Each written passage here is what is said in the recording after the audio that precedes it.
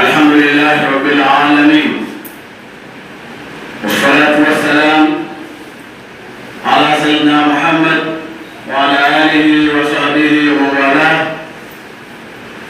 أما بعد، فيا عباد الله، أوصيكم وأوصي نفسي بتقوى الله تعالى في طاعته. Baada ya kumshukuru Mwenyezi Mungu Subhanahu wa Ta'ala na kumtakia rehema na amani Mtume Muhammad sallallahu alaihi wasallam,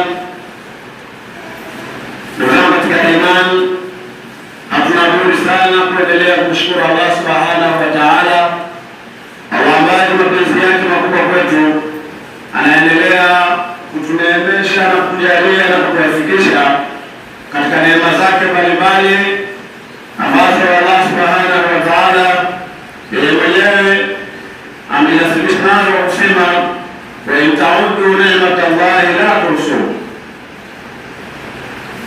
Ndugu katika imani, ama leo kwa hakika tuko ndani ya siku tukufu sana, siku ya Ijumaa, ikiwa ni Ijumaa yetu ya mwisho iliyokuwa ndani ya mwezi huu mtukufu wa Shaaban.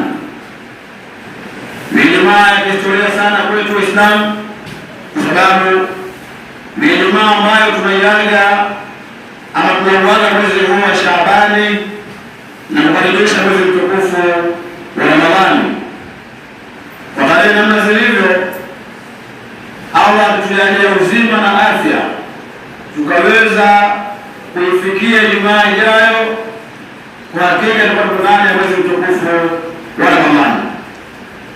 Ni matumaini yetu Mwenyezi Mungu Subhanahu wa Ta'ala atatuwezesha na kutufikisha kuweza kufika mwezi mtukufu wa Ramadhani.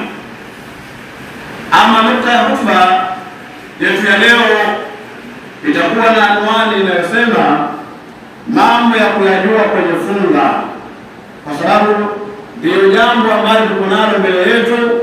Kila mmoja atakiwa afahamu kwamba habari iliyoko hivi sasa ni habari ya Ramadhani, namna gani kila mmoja wetu atakuwepo ndani ya mwezi mtukufu wa Ramadhani.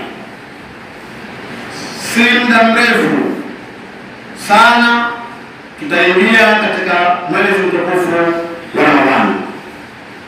Funga hii ambayo ni ibada Mwenyezi Mungu Subhanahu wa Ta'ala ameifaradhisha kwetu, ina taratibu zake na miongozo yake ambayo ni maalum kabisa. Wasemaji wakasema funga ni nini? Ni kujizuia na vile vyote ambavyo vilivyoorodheshwa ambavyo vinamfanya mwanadamu wa Muislamu aliyefunga aweze kufungua funga yake. Kwa kujizuia na vyote ambavyo vimeorodheshwa, ambapo hivyo Muislamu akivifanya vitamfanya yeye funga yake iwe kidogo ina mtihani. Na kuzuia huko ni kutokea kuchomoza kwa jua mpaka jua linapozama. Ndio katika imani, funga ndio ibada pekee inayochukua muda mrefu kuliko ibada zote. Ramadhani kule kufunga ndio ibada inayochukua muda mrefu kuliko ibada zote.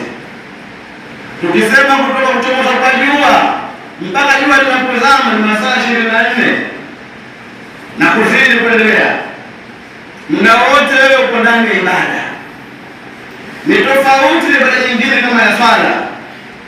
Kama uliswala alfajiri, kutoka alfajiri mpaka sasa, katikati hapo mambo yote mzima ulikuwa ukiyafanya yalikuwa yako nje ya ibada, lakini kupitia kufunga hata ukawa una majambo unayafanya, lakini wewe ndani bado uko ndani ya ibada.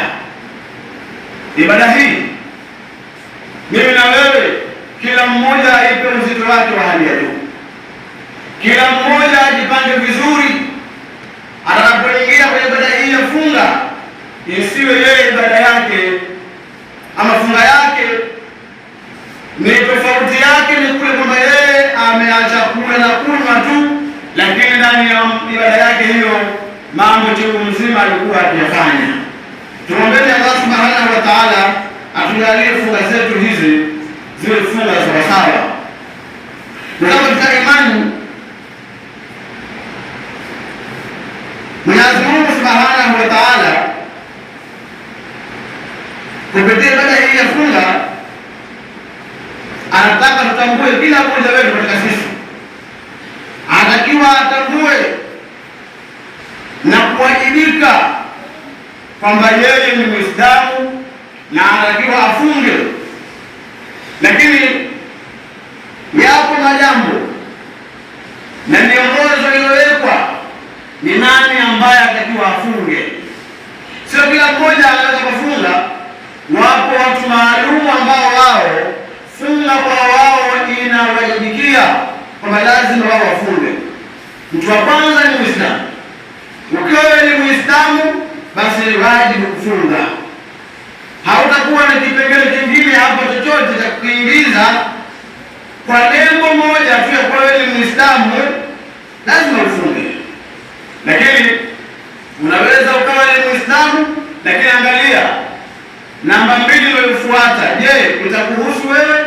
Tunaambiwa ili pia mtu afunge awe ni mukallaf, ni mtu ambaye tayari amekushaghala. Kwa hiyo unaweza kuwa ni Muislamu lakini bado unakuwa hujabalagha. Wewe funga ndio sio wajibu. Unaweza kufunga kwenye mazoezi, unaweza kufunga na unaongeza kile ndio sio wajibu. Lakini ubalagha, lakini lazima pia awe balagha al-aqili, awe mtu aliyebalagha alafu mwenye akili timamu. Unaweza kuwa balagha lakini akili zako haziko sawa, wewe funga kwako itakuwa si lazima kufunga. Lakini pia ndio katika imani, katika haya ambayo tunayasema, kwa mtu wa tatu ambaye ni wajibu kufunga ni yule ambaye itakuwa yeye ametakasika na nyudhuru ambazo zinamzuia kufunga. Ni mtu ambaye itakuwa ametakasika na nyudhuru ambazo zinamzuia kufunga. Zipo nyudhuru ambazo zitakulazimu wewe usiweze kufunga. Kwa hiyo ukiwa wewe umetakasika na nyudhuru ambazo zitakufanya wewe ufunge, lazima ufunge. Ndio katika imani tunapokaribia mwezi mtukufu huu wa Ramadhani, kila mmoja akae tayari na kila mmoja ajiandae kukabili mwezi mtukufu wa Ramadhani, na asikubali akawa wewe ni mwenye kufunga tu kwa nadharia kwamba amefunga, lakini ikawa hana ambacho anapata kwenye funga yake. Lakini pia ndio katika imani zipo nyudhuru ambazo zinamzuia mtu kufunga kisheria. Zipo nyudhuru ambazo zinamzuia mtu kufunga kisheria, ambazo 2 wanafika nazo akina mama. Moja, tuna share wote, akina baba na akina mama, ambazo kunasika na hedhi na nifasi. Kwa akina mama wakiwa kwenye ada zao hawawezi wakafunga. Hizi ni dhuru ambazo zimewazuia kufunga. Naomba nifahamike vizuri. Zipo dhuru ambazo zitamfanya mtu aweze kufunga, lakini zipo dhuru ambazo zitamfanya mtu asiweze kufunga, ambazo zipo kisheria. 2 ni kwa upande wa akina mama, lakini 1 tunashia akina baba na akina mama, ambazo ni hedhi na nifasi.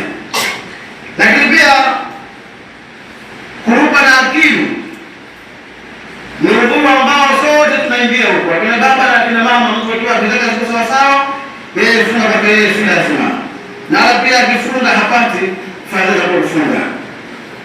Ndio katika imani tuombeeni Mwenyezi Mungu Subhanahu wa Ta'ala atujalie na atuepushe na udhuru ambazo zitatufanya pia tusiweze kufunga. Sababu gani? Kukosa kufunga kuna faida kubwa na nyingi unazikosa, hata kama itakuwa imeruhusiwa kisheria. Lakini pia zipo udhuru ambazo